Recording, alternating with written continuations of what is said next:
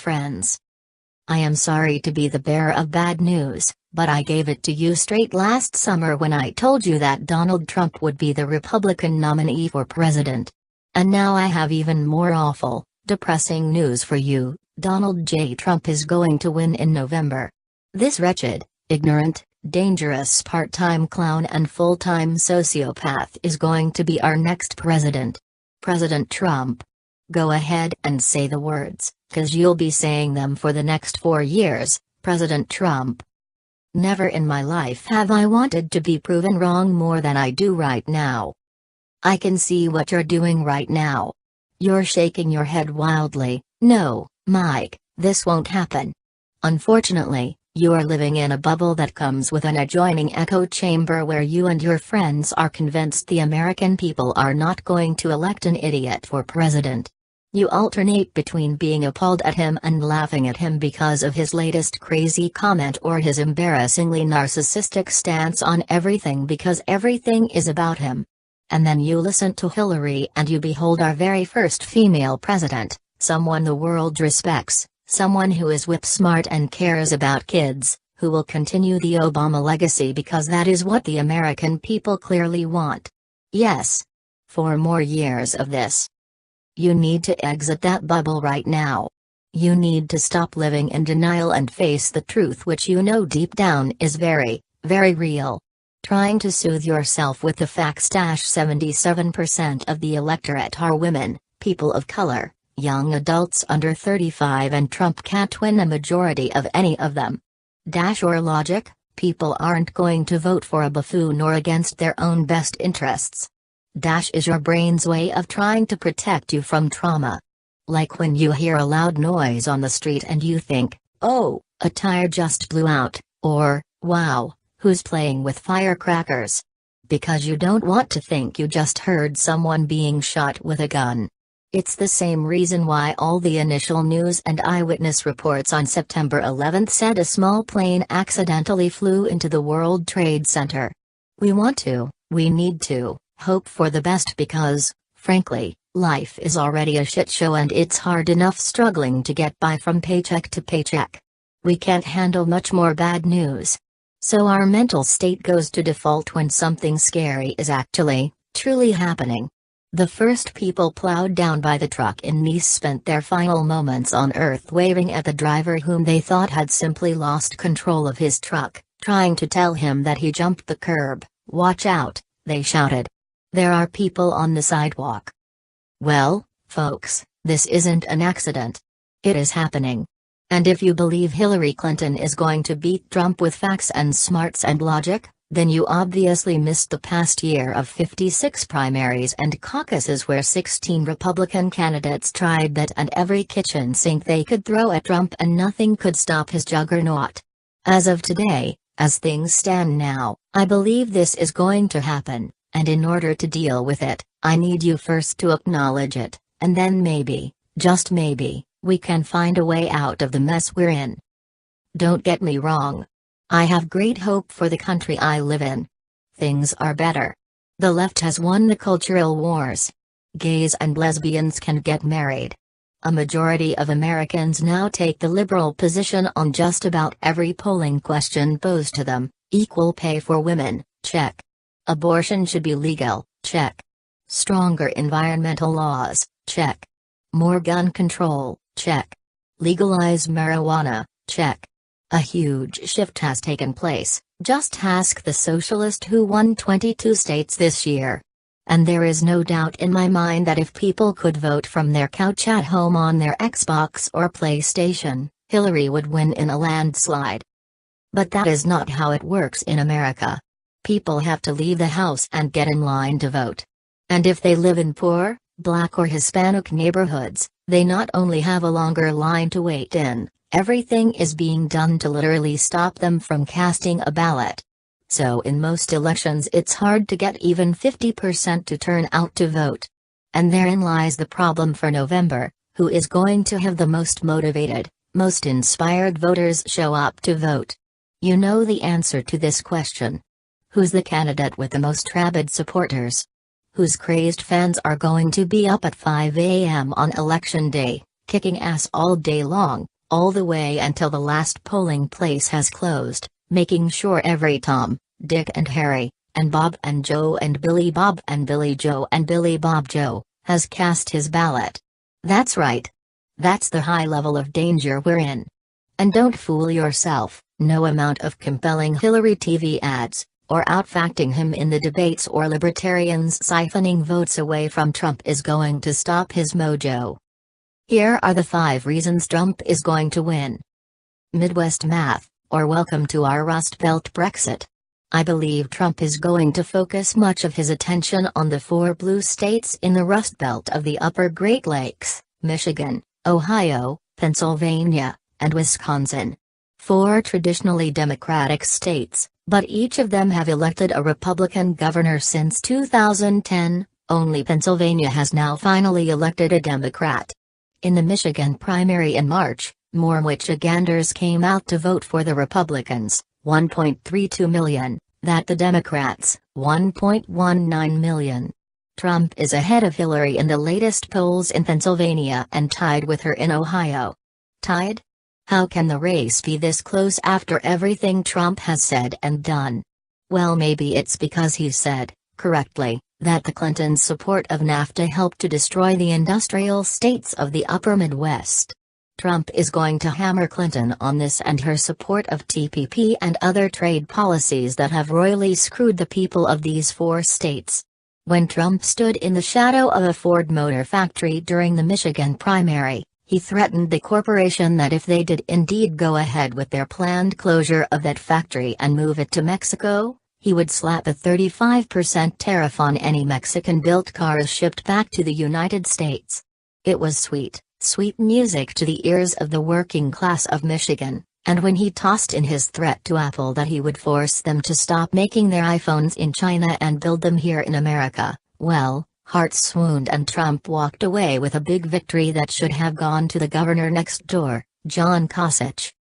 From Green Bay to Pittsburgh, this, my friends, is the middle of England, broken, depressed, struggling, the smokestacks strewn across the countryside with the carcass of what we used to call the middle class. Angry, embittered working, and non-working, people who were lied to by the trickle-down of Reagan and abandoned by Democrats who still try to talk a good line but are really just looking forward to rub one out with a lobbyist from Goldman Sachs who'll write them nice big check before leaving the room. What happened in the UK with Brexit is going to happen here. Elmer Gantry shows up looking like Boris Johnson and just says whatever shit he can make up to convince the masses that this is their chance to stick to all of them, all who wrecked their American dream. And now the outsider, Donald Trump, has arrived to clean house. You don't have to agree with him. You don't even have to like him. He is your personal Molotov cocktail to throw right into the center of the bastards who did this to you. Send a message. Trump is your messenger. And this is where the math comes in. In 2012, Mitt Romney lost by 64 electoral votes. Add up the electoral votes cast by Michigan, Ohio, Pennsylvania, and Wisconsin. It's 64. All Trump needs to do to win is to carry, as he's expected to do, the swath of traditional red states from Idaho to Georgia, states that'll never vote for Hillary Clinton, and then he just needs these 4 Rust Belt states. He doesn't need Florida. He doesn't need Colorado or Virginia. Just Michigan, Ohio, Pennsylvania, and Wisconsin. And that will put him over the top. This is how it will happen in November. The last stand of the angry white man. Our male-dominated, 240-year run of the USA is coming to an end. A woman is about to take over. How did this happen? On our watch. There were warning signs, but we ignored them. Nixon, the gender traitor, imposing Title IX on us. The rule that said girls in school should get an equal chance at playing sports. Then they let them fly commercial jets. Before we knew it, Beyoncé stormed on the field at this year's Super Bowl, our game, with an army of black women, fists raised, declaring that our domination was hereby terminated. Oh, the humanity. That's a small peek into the mind of the endangered white male. There is a sense that the power has slipped out of their hands, that their way of doing things is no longer how things are done. This monster, the feminazi, the thing that, as Trump says, bleeds through her eyes or wherever she bleeds, has conquered us, and now, after having had to endure 8 years of a black man telling us what to do, we're supposed to just sit back and take 8 years of a woman bossing us around? After that it'll be 8 years of the gays in the White House. Then the transgenders. You can see where this is going. By then animals will have been granted human rights and a fucking hamster is going to be running the country. This has to stop. The Hillary problem. Can we speak honestly, just among ourselves? And before we do, let me state, I actually like Hillary, a lot, and I think she has been given a bad rap she doesn't deserve. But her vote for the Iraq War made me promise her that I would never vote for her again. To date, I haven't broken that promise. For the sake of preventing a proto-fascist from becoming our commander-in-chief, I'm breaking that promise. I sadly believe Clinton will find a way to get us in some kind of military action. She's a hawk, to the right of Obama. But Trump's psycho finger will be on the button, and that is that. Done and done. Let's face it, our biggest problem here isn't Trump, it's Hillary. She is hugely unpopular. Nearly 70% of all voters think she is untrustworthy and dishonest. She represents the old way of politics, not really believing in anything other than what can get you elected. That's why she fights against gays getting married one moment, and the next she's officiating a gay marriage. Young women are among her biggest detractors, which has to hurt considering it's the sacrifices and the battles that Hillary and other women of her generation endured so that this younger generation would never have to be told by the Barbara Bushes of the world that they should just shut up and go bake some cookies. But the kids don't like her, and not a day goes by that a millennial doesn't tell me they aren't voting for her. No Democrat, and certainly no independent, is waking up on November 8 excited to run out and vote for Hillary the way they did the day Obama became president or when Bernie was on the primary ballot. The enthusiasm just isn't there. And because this election is going to come down to just one thing, who drags the most people out of the House and gets them to the polls, Trump right now is in the catbird seat. The depressed Sanders vote. Stop fretting about Bernie's supporters not voting for Clinton, we're voting for Clinton.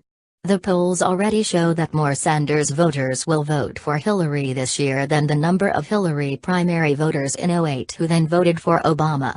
This is not the problem. The fire alarm that should be going off is that while the average Bernie backer will drag him, herself to the polls that day to somewhat reluctantly vote for Hillary, it will be what's called a depressed vote. Meaning the voter doesn't bring 5 people to vote with her. He doesn't volunteer 10 hours in the month leading up to the election. She never talks in an excited voice when asked why she's voting for Hillary. A depressed voter. Because, when you're young, you have zero tolerance for phonies and BS. Returning to the Clinton-Bush era for them is like suddenly having to pay for music, or using MySpace or carrying around one of those big-ass portable phones. They're not going to vote for Trump, some will vote third party, but many will just stay home. Hillary Clinton is going to have to do something to give them a reason to support her, and picking a moderate, bland middle-of-the-road old white guy as her running mate is not the kind of edgy move that tells millennials that their vote is important to Hillary. Having 2 women on the ticket, that was an exciting idea. But then Hillary got scared and has decided to play it safe. This is just one example of how she is killing the youth vote. The Jesse Ventura effect.